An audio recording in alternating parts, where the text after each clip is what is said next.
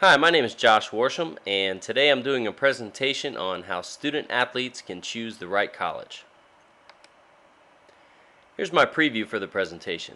First thing I want to talk about is when student athletes should start. Secondly, academics versus athletics when choosing a college. Next, I want to move on to your level of competition.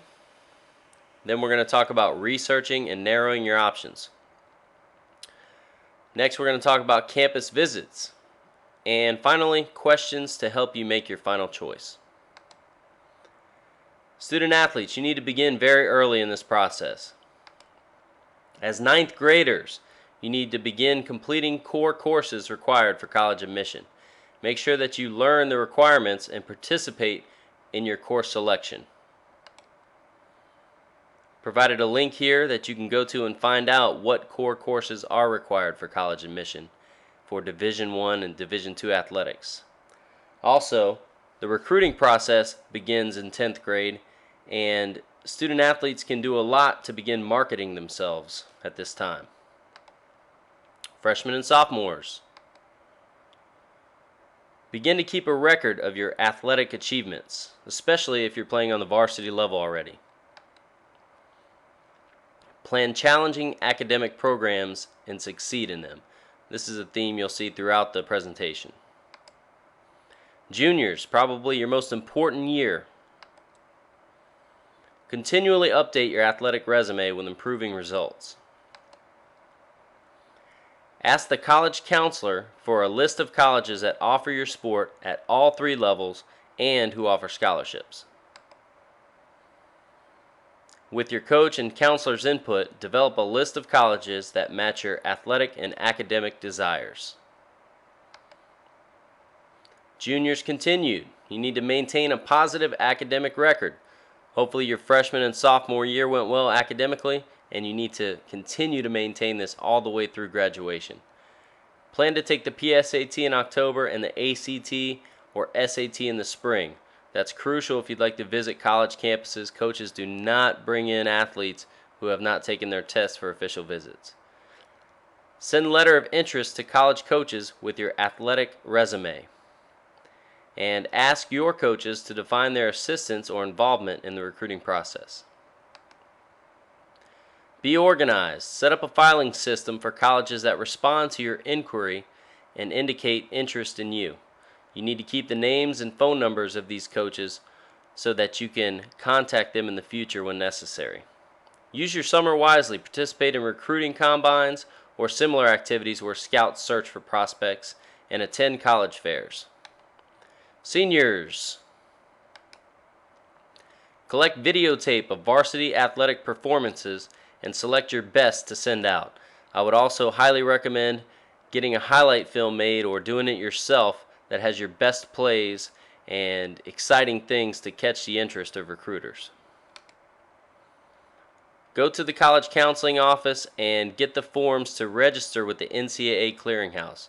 That's vital if you'd like to play Division I or Division II athletics. Finally, update your resume and reproduce several copies to send along with your videos. Recontact your list of coaches who have shown interest in you and send them game and highlight films. Respond immediately to any new college interests. Read the NCAA booklet and be aware of the NCAA rules and regulations. And fill out college application materials and return them by the deadline dates. Continue your strong academic record again. No senioritis. Finish strong academically all the way through the end of your senior year. Retake the SAT in October if appropriate. Complete financial aid forms early in January and mail them in. Finalize discussions about college interests with counselors and coaches. And wait to commit to your college athletic visit invitations until you're certain of your top 5 schools. Here's a quote that I found while I was researching for this presentation I really liked. It says, "Choose the school, not the team." And we're going to talk about why that is so important. The main factor in choosing a college should be academics. And the reason why is because athletics can end for a variety of reasons, injury being a common culprit. Students should really choose a school that they could be happy at even if their participation in athletics is halted. Assessing your talents.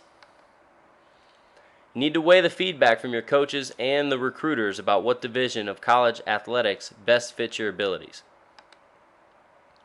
Even if you have the talent to play at the Division I level, add a few Division II or Division III schools that fit your overall interest to your list as a backup plan. Admissions and athletic experts generally agree that if you are a Division I athlete, you'll know it fairly quickly. This is because Division I sports have very big budgets and the recruitment efforts are extensive and nationwide.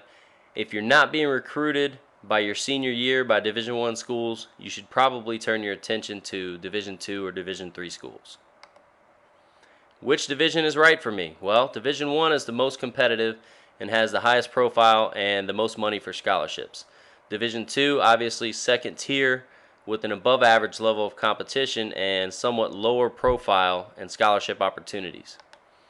Finally, Division III is made up of mostly smaller colleges. The athletes in this division are students first and athletes second. There are no athletic scholarships available, although there are academic scholarships and financial aid available for athletes. Do your research and then narrow your list. Find out what the various types of colleges available to you are, and then narrow them down to a few schools from each division that fit your needs the best. How can you narrow your list? Well, here's some ways. You can narrow it down between in-state and out-of-state schools. If you find that you're going to stay to an in-state school, that will really narrow your list a lot.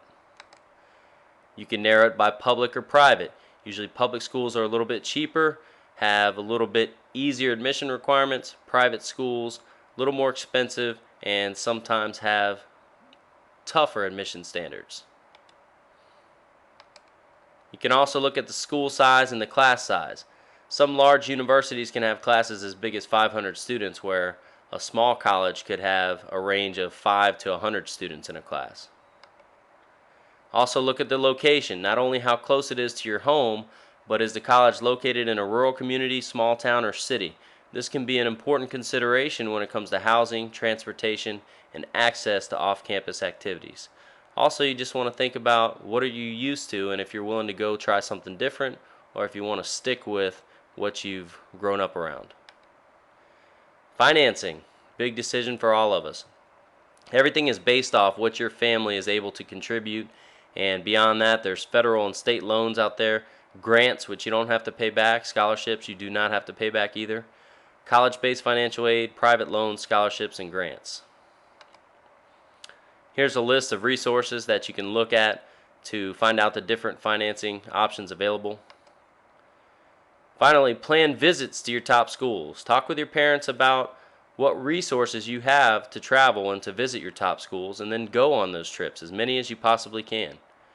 There are two types of college visits that athletes can take, official and unofficial, and I provided a link here that gives you all the details on that. But basically, official visits are paid for by the school. You can only go on 5 official visits, and unofficial visits are unlimited, and the student athlete is responsible for the cost. After you make your visits, I've listed some questions that can help you decide which school is right for you. Number 1, would I choose this college if I weren't playing on the team? Would I be happy as a backup player there? Would I still select this school if there was a different coach? Was I comfortable both academically and athletically? More questions here. Can I succeed at the school? Did the staff and team care about each other? How does the coach motivate the team? Was the coaching staff and team friendly, supportive, sincere, enthusiastic, caring, hospitable, and honest? Something to remember, they are on their best behavior when you're there visiting, and they're trying to impress you. It's not going to get better when you're there as a freshman. In conclusion, this is simply an overview of the process that student athletes must go through to effectively choose the right college for them. Please read the articles and resources that I've provided that were used as references to create this presentation, and remember to include any factors that are unique to you and your family that are not mentioned in any of these materials.